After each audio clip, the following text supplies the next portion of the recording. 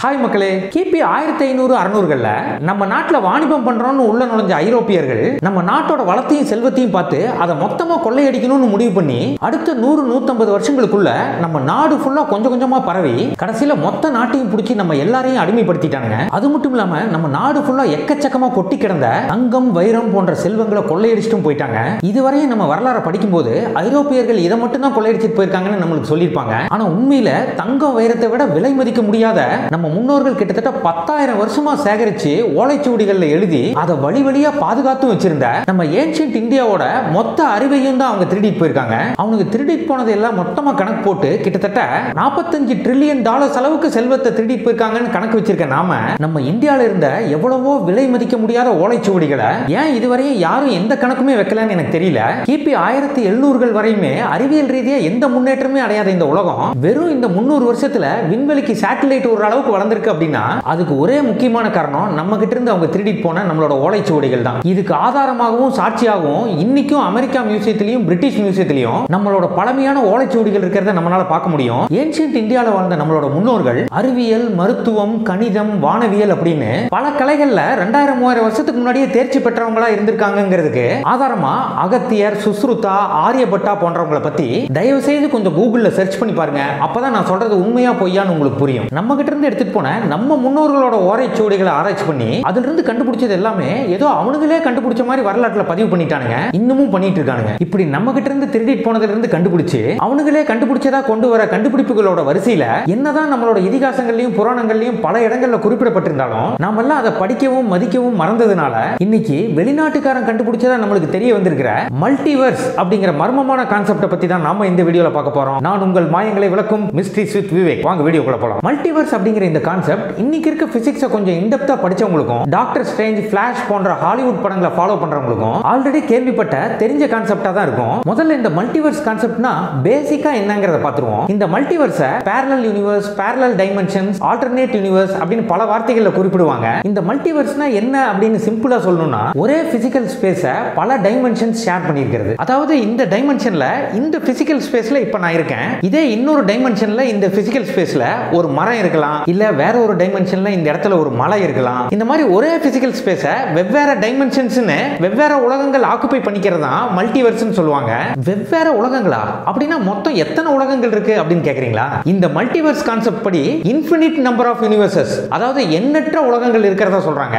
அது மட்டும் இல்லாம இந்த உலகத்துல வாழ்ற இதே மக்கள் இந்த இன்ஃபினிட் நம்பர் ஆஃப் உலகங்கள்லயும் இதே மாதிரி வாழ்றதாகவும் சொல்றாங்க. இந்த மாதிரி ஒரே பிசிக்கல் ஸ்பேஸ்ல வெவ்வேறு டைமென்ஷன்ல இன்ஃபினிட் நம்பர் ஆஃப் யூனிவர்சஸ் இருக்கிறது தான் மல்டிவர்ஸ் கான்செப்ட் அப்படின்னு சொல்றாங்க. என்னங்க லைட்டா குழம்புற மாதிரி இருக்கா? இன்னும் கொஞ்சம் கிளியரா சொல்லணும்னா இப்போ நாம இந்த யூனிவர்ஸ்ல இருக்கோம். இந்த யூனிவர்ஸ்ல விவேக் நான் யூடியூபர், இதே இன்னொரு parallel யூனிவர்ஸ்ல இதே விவேக் நான் இருப்பேன். ஆனா அந்த யூனிவர்ஸ்ல நான் எடுக்கிற லைஃப் டிசிஷன்ஸ்க்கு ஏத்த மாதிரி நான் ஒரு ஆக்டராவோ, சிஎம்ஆவோ, திருடனாவோ யாரா வேணாலும் இருக்கலாம். இந்த மாதிரி இன்ஃபினிட் நம்பர் ஆஃப் parallel யூனிவர்சஸ்ல எண்ணற்ற பாசிபிலிட்டிஸோட எண்ணற்ற விவேக் இருக்கிறதா இந்த மல்டிவர்ஸ் கான்செப்ட். இந்த மல்டிவர்ஸ் கான்செப்ட் இருக்கிறது உண்மைன்னு நம்பி கிட்டத்தட்ட 100 வருஷமா அமெரிக்கா மாதிரியான வெஸ்டர்ன் கண்ட்ரீஸ் பல ஆயிரம் கோடிகள் செலவு பண்ணி ஆராய்ச்சி பண்ணிட்டு வந்துட்டு இருக்காங்க. அதெல்லாம் சரி, வெளிநாட்டுக்காரங்க கண்டுபிடிக்கிறது எல்லாமே நம்மளோட ஓல்டு ஸ்கிரிப்சர்ஸ்ல இருந்து தான் கண்டுபிடிக்கிறாங்கன்னு சொல்றீங்க. இப்போ வரையுமே நம்மள பல பேருக்கு இந்த மல்டிவர்ஸ்னு ஒரு கான்செப்ட் இருக்கிறதே தெரியாது.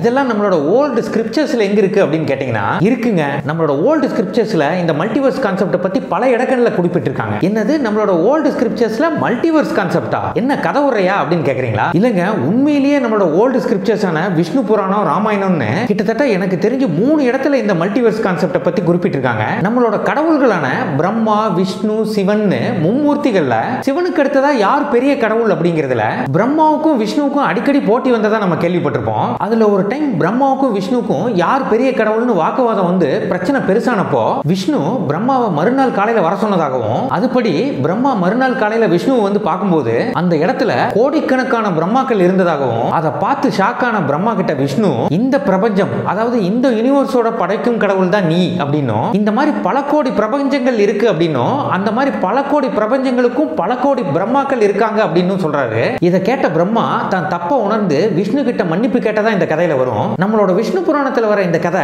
எக்ஸாக்ட்டா சொல்ல வர்றது இதே மல்டிவர்ஸ் கான்செப்ட் தான். இதே மல்டிவர்ஸ் கான்செப்ட் இந்த புராணத்துல மட்டும் இல்லாம நம்ம இந்தியாவோட இன்னொரு மிக பழமையான புராணமாகவும் நம்ம எல்லாருக்குமே தெரிஞ்ச புராணமாகவும் இருக்கிற ராமாயணத்திலையும் குறிப்பிடப்பட்டிருக்கு. என்னது ராமாயணத்துல மல்டிவர்ஸ் கான்செப்டா அப்படின்னு பாக்குறீங்களா? ஆமாங்க, உண்மைதான். நம்ம ராமாயணத்திலேயே இந்த மல்டிவர்ஸ் கான்செப்ட் குறிப்பிடப்பட்டிருக்கு. ராமாயணத்தோட இறுதி பகுதியில விஷ்ணு பகவான் ராமனா அவதாரம் எடுத்ததுக்கான பிறவி நோக்கம் முடிஞ்சதுனால இந்த பூமியை விட்டு போற நேரம் வந்திருக்கும். ஆனா பூமியில் இருக்க உயிர்களை பிரிச்சு கொண்டு போய் சேர்த்துற வேலையை செய்யற யம தர்மராஜா ராமரை நெருங்கவே பயப்படுவாரு. அதுக்கு காரணம் 24 மணி நேரமும் ராமர் கூடவே இருந்து அவரை பாதுகாத்துட்டு இருக்கிற நம்ம ஆஞ்சநேயர். சின்ன வயசுலயே சூரியனையே பழம் நினைச்சு அதை சாப்பிட போன அளவுக்கு பவர்ஃபுல்லான ஆளு நம்ம ஆஞ்சநேயர். அவரு கூட இருக்கும்போது ராமரோட உயிர் எடுக்க போனா யமனா இருந்தாலும் அதோ கதிதான் யமனுக்கே தெரியும். அதனால என்ன பண்றதுன்னு தெரியாத யமன் தூரத்துல தயங்கி நின்னுட்டு இருப்பாரு. இதை புரிஞ்சுக்கிட்ட ராமரும் ஹனுமனை தாங்கிட்ட இருந்து அனுப்புறதுக்காக தான் கையில் இருந்த மோதிரத்தை தரையில் இருந்த ஒரு சின்ன வெடிப்புக்குள்ள தெரியாம விழுந்த மாதிரி போட்டுருவாரு. அதுக்கப்புறம் ஹனுமனை கூப்பிட்டு அந்த மோதிரத்தை எடுத்துட்டு வர சொல்லி அனுப்பிடுவாரு.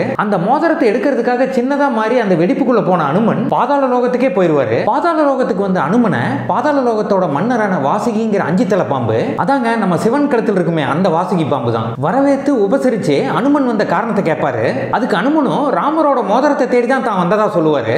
இதை கேட்டதும் நாகர்களோட மன்னனான வாசுகி சிரிச்சிட்டு அனுமனை கூட்டிட்டு போய் ஒரு பொட்டியை திறந்து காட்டுவாரு. அந்த பொட்டிக்குள்ள இருந்ததை பார்த்ததும் அனுமனே ஷாக் ஆயிருவாரு. அப்படி அந்த பொட்டிக்குள்ள என்ன இருந்துச்சுன்னா ராமரோட மோதிரம் மாதிரியே கிட்டத்தட்ட ஆயிரக்கணக்கான மோதிரங்கள் அந்த பொட்டிக்குள்ள இருக்கும். இதை பார்த்து கன்ஃபியூஸ் ஆன அனுமன் வாசுகி கிட்ட, நான் ஒரு மோதிரத்தை தானே தேடி வந்தேன், இங்க எப்படி இவ்வளவு மோதிரம் இருக்கு அப்படின்னு கேட்பாரு. அதுக்கு வாசுகி அனுமன் கிட்ட பல்லாயிரக்கணக்கான பிரபஞ்சங்கள்ல இருந்தும் ராமர் இறக்கிறதுக்கு முன்னாடி அனுமனை திசை திருப்பதற்காக போட்ட மோதிரங்கள் எல்லாமே இந்த நாகலோகத்துக்கு தான் வந்து சேர்ந்திருக்கு அப்படின்னும் அந்த மோதிரங்கள் தான் இதெல்லாம் அப்படின்னு சொல்லுவாரு. இதை கேட்ட உடனே பதட்டமான அனுமன், என்னது ராமர் சாக போறாரா அப்படின்னு உடனே அங்கிருந்து கிளம்பிடுவாரு. ஆனா அனுமன் பூமிக்கு வந்து பார்க்கும்போது ராமர் ஆல்ரெடி இறந்து போயிட்டு இருப்பாரு. இந்த கதையிலேயே நாகர்களின் மன்னனான வாசுகிங்கிற 5 தலை பாம்பு பல்லாயிரக்கணக்கான உலகங்கள்ல இருந்து வந்த மோதிரங்கள் அப்படின்னு குறிப்பிட்டது இதே மல்டிவர்ஸ் தியரி தான். இதுக்கப்புறமா மூணாவதா இந்த மல்டிவர்ஸ் தியரி குறிப்பிடப்பட்டிருக்கிறது நம்ம தமிழ்நாட்டை சேர்ந்த ஒரு பவர்ஃபுல்லான சித்தரான காகபுஷுண்டர் அப்படிங்கிறவரோட ஸ்டோரியில தான். இது வரைக்கும் நம்ம தமிழ்நாட்டில் எவ்வளவோ பவர்ஃபுல்லான சித்தர்கள் இருந்திருந்தாலும் இந்த காகபுஷுண்டருக்கு கிடைச்ச வரம் இது வரைக்கும் யாருக்குமே கிடைச்சதில்ல. அப்படி இவருக்கு கிடைச்ச வரம் என்ன அப்படின்னா, இந்த காகபுஷுண்டரால காகம், அதாவது காக்காவா மாறி காலத்தை கடந்து எல்லா டைமென்ஷன்ஸ்லயும் அவரால் பார்க்கவும் முடியும், டிராவல் பண்ணவும் முடியும். இந்த வரத்தை காகபுஷுண்டர் சிவபெருமான் கிட்ட இருந்து வாங்கியிருப்பாரு. இந்த காகபுஷுண்டர் அகத்தியருக்கு இணையான ஒரு மிகப்பெரிய சித்தர். இவரோட ஸ்டோரியே செம்ம இன்ட்ரெஸ்டிங்கான ஆனா பெரிய ஸ்டோரி. அதான் காலத்தையே கடந்து பல டைமென்ஷன்ஸ்ல டிராவல் பண்றவர்னு சொன்ன இல்லையா, உங்களுக்கே புரியும் நினைக்கிறேன். அதனால இவரோட ஸ்டோரியை இன்னொரு தனி வீடியோல பார்க்கலாம். சரி, இந்த காகபுஷுண்டர் இங்க எதுக்காக வராரு அப்படின்னா, ஒரு வாட்டி சிவன், விஷ்ணு, பிரம்மா இந்த 3 பேத்துக்குள்ள இதுவரை யார் அதிக சாதனைகள் பண்ணது அப்படின்னு ஒரு வாக்குவாதம் வரும்போது நாரதர் இந்த கேள்விக்கு பதில் சொல்ல முடிஞ்ச ஆள் ஒரே ஒருத்தர் தான் அப்படின்னும், அது ராமாயணத்தையும் மகாபாரதத்தையும் சிவனோட திருவிளையாடல்களையும் பல பிரபஞ்சங்கள்ல பல முறை பார்த்த காகபுஷுண்டரால மட்டும்தான் முடியும் அப்படின்னு சொல்லியிருக்காரு. இந்த கதையிலையும் காகபுஷுண்டர் ஒரே விஷயத்தை பல பிரபஞ்சங்கள்ல பல முறை பார்த்ததா சொல்லப்படுறதும் இந்த மல்டிவர்ஸ் கான்செப்டை தான் குறிக்குது. இன்னைக்கும் நம்ம சேலம் ஆத்தூர் பக்கத்தில் இருக்க சின்ன சேலம் அப்படிங்கிற இடத்துல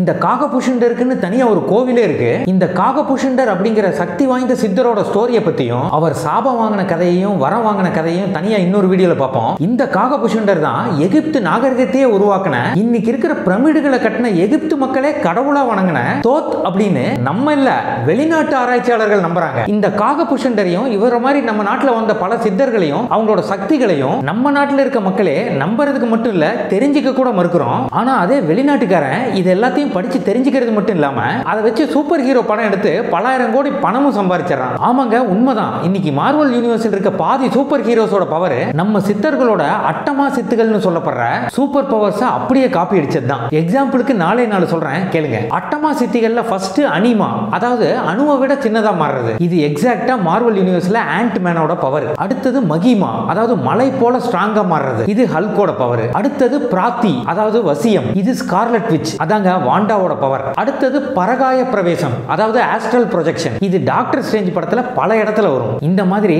நம்ம நம்பாம கண்டுக்காம படிக்காம விட்ட நம்ம சித்தர்களோட சக்தி எடுத்துட்டு போய் சூப்பர் ஹீரோஸ்னு படம் எடுத்து கோடி கோடியா சம்பாதிக்கிறாங்க.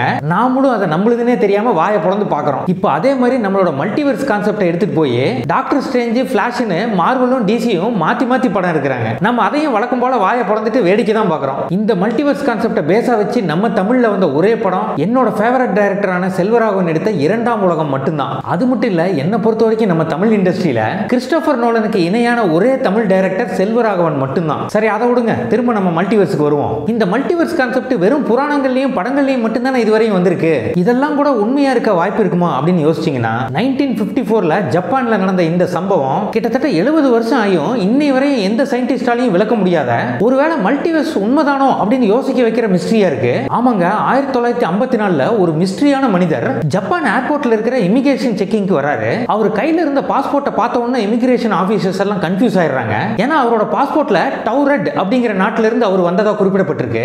ஆனா இங்க என்ன பிரச்சனை அப்படின்னா, நம்ம இருக்கிற இந்த உலகத்துல டவுரெட் அப்படிங்கிற நாடே கிடையாது. இதனால டவுட்டான அபிஷியல்ஸ் அவரை தனியா கூட்டிட்டு போய் விசாரிக்கிறாங்க. ஃபர்ஸ்ட் டவுரெட் அப்படிங்கிற நாடே இல்ல அப்படின்னு அபிஷியல்ஸ் அவர்கிட்ட சொன்னதும் முதல்ல அவரு நம்மளை வச்சு ஜோக் பண்றாங்களோ அப்படின்னு சொல்லி சிரிக்கிறாரு. அதுக்கப்புறம் அவங்க சீரியஸா பேசுறத பார்த்ததும் அவர் டென்ஷன் ஆயிடுறாரு. ஒரே நைட்ல எப்படி என் நாடே இல்லாம போயிடும் அப்படின்னு சொல்லி சத்தம் போடுறாரு. அதுக்கப்புறம் அபிஷியல்ஸ் வேர்ல்டு மேப்ல அவரோட நாடு எங்க இருக்குன்னு சொல்லி காமிக்க சொல்றாங்க.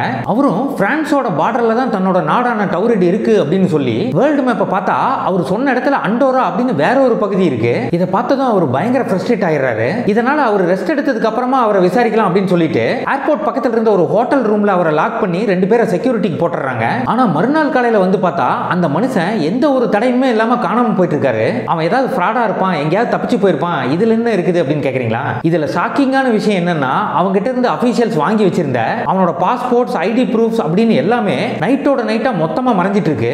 இன்னி வரைக்கும் இந்த கேஸை பல பேர் எடுத்து ஸ்டடி பண்ணிட்டாங்க, பல பேர் விசாரிச்சிட்டாங்க. ஆனா அந்த மனுஷன் யாரு, இதெல்லாம் எப்படி நடந்துச்சு அப்படின்னு இன்னை வரையும் யாராலையும் கண்டுபிடிக்க முடியாத ஒரு மிஸ்ட்ரியாவே இருக்கு. அதனாலேயே இந்த கேஸை மிஸ்ட்ரி மேன் ஃப்ரம் டவுராட் அப்படின்னு குறிப்பிடுறாங்க. இன்னைக்கு இருக்க சயின்டிஸ்டுங்க இதுக்கு கொடுக்கிற ஒரே எக்ஸ்பிளனேஷன் என்ன அப்படின்னா, இந்த மனுஷன் கண்டிப்பா ஃபேக்கா இருக்க வாய்ப்பு இல்லை அப்படின்னும், கண்டிப்பா இந்த மனுஷன் வேற ஒரு பேரலல் யூனிவர்ஸ்ல இருந்து தான் வந்திருக்கணும் அப்படின்னு சொல்றாங்க. ஆனாலும் இது இன்னைக்கு வரைக்கும் தீர்க்க முடியாத மிஸ்ட்ரியாவே இருக்கு. வேணும்னா நீங்களும் மிஸ்ட்ரி மேன் ஃப்ரம் டவுராட் அப்படின்னு சர்ச் பண்ணி பாருங்க. அது மட்டும் இல்லாம இந்த சம்பவம் மல்டிவர்ஸ் கான்செப்ட் உண்மையா இருக்கிறதுக்கு வாய்ப்பு இருக்கு அப்படிங்கிறதுக்கு ஒரு பெரிய ஆதாரமாகவே பார்க்கப்படுது. அது மட்டும் இல்ல, இந்த மல்டிவர்ஸ் கான்செப்ட் நம்ம ஏன்ஷியன்ட் இந்தியால மட்டும் இல்லாம ஏன்ஷியன்ட் கிரீக்கை சேர்ந்த கிமு 4ஆம் நூற்றாண்டுல வாழ்ந்த கிரேக்க அறிஞரான பிளாட்டோவும் பல இடங்கள்ல குறிப்பிட்டிருக்காரு. இவர் சொன்ன இந்த மல்டிவர்ஸ் கான்செப்ட பிளாட்டோனிசம் அப்படின்னு ஒரு தனி பேரை வச்சே சொல்றாங்க. நம்ம இந்தியர்களுக்கும் யவனர்கள் அப்படின்னு நம்ம அழைச்ச பழங்கால கிரேக்கர்களுக்கும் இருந்த தொடர்பை பத்தி நம்ம முன்னாடி போட்ட பல வீடியோக்கள்ல பார்த்திருக்கோம். ஆக இந்த ஏன்ஷியன்ட் கிரீக்குக்கும் இந்த கான்செப்ட் நம்ம இந்தியால இருந்து தான் போயிருக்கும் அப்படிங்கிறதுல எந்த சந்தேகமும் இல்ல. பிளாட்டோவோட ஸ்டூடெண்டான அரிஸ்டாட்டிலும் இந்த மல்டிவர்ஸ் கான்செப்டை பத்தி நிறைய சொல்லியிருக்காரு. இப்படி பண்டைய காலத்துல இருந்து இப்ப வரையும் நம்மளோட அறிவை வச்சு மொத்த உலகமும் வாழுது. ஆனா இப்ப இருக்கிற நம்மளும் நம்ம நாட்டு மக்களும் இது நம்மளுதுங்கிறதே தெரியாம அவனுங்க கண்டுபிடிச்சதுன்னு நினைச்சு நம்ம பழைய ஸ்கிரிப்சர்ஸ் எல்லாத்தையும் பொய் கட்டுக்கதைன்னு தூக்கி போட்டுட்டு அதே விஷயத்தை வெஸ்டர்ன் கண்ட்ரீஸ் இங்கிலீஷ் பேரை வச்சு சொன்னோன்னு வாயை பொளந்துட்டு பேன் பாக்குறோம், சரி சரின்னு கேட்டுக்கிறோம். அதனால நான் என்ன சொல்றேன்னா, மக்களே தயவு செஞ்சு நம்மளோட ஓல்டு ஸ்கிரிப்சர்ஸ் எல்லாத்தையும் தேடி எடுத்து அதில் இருக்கிறது எல்லாத்தையும் படிச்சு பதிவு பண்ணுங்க. ஏன்னா கிட்டத்தட்ட 300 வருஷத்துக்கு மேல வெஸ்டர்ன் கண்ட்ரீஸ் அதை பண்ணிக்கிட்டு இருக்கான். நம்மளோட ஃபியூச்சர் ஜெனரேஷன்ஸ்க்கு இது தெரியணுங்கிறதுக்காகவும் அவங்களும் நம்மளோட ஓல்டு ஸ்கிரிப்சர்ஸை கட்டுக்கதைன்னு ஒதுக்காம அது மேல ஒரு கியூரியாசிட்டி வரணுங்கிறதுக்காக தான் இந்த பதிவு. அவ்வளவுதான் மக்களே, இதோட இந்த வீடியோ முடிஞ்சது. இதை பத்தி நீங்க என்ன நினைக்கிறீங்கன்னு மறக்காம கமெண்ட் செக்ஷன்ல சொல்லுங்க. இதே மாதிரி மறைக்கப்பட்ட மர்மமான டாபிக்ஸ் ஏதாவது பத்தி நான் பேசணும்னு நினைச்சீங்கன்னா அதையும் மறக்காம கமெண்ட் செக்ஷன்ல சொல்லுங்க. மறந்துடாதீங்க, நீங்க போற ஒவ்வொரு கமெண்ட்டையும் நான் படிப்பேன். ஓகே மக்களே, மறுபடியும் இன்னொரு வெறித்தனமான மிஸ்ட்ரியோட அடுத்த வீடியோல உங்களை வந்து சந்திக்கிறேன். அதுவரை உங்களிடமிருந்து விடைபெறுவது உங்கள் மிஸ்ட்ரிஸ் வித் விவேக். பாய்.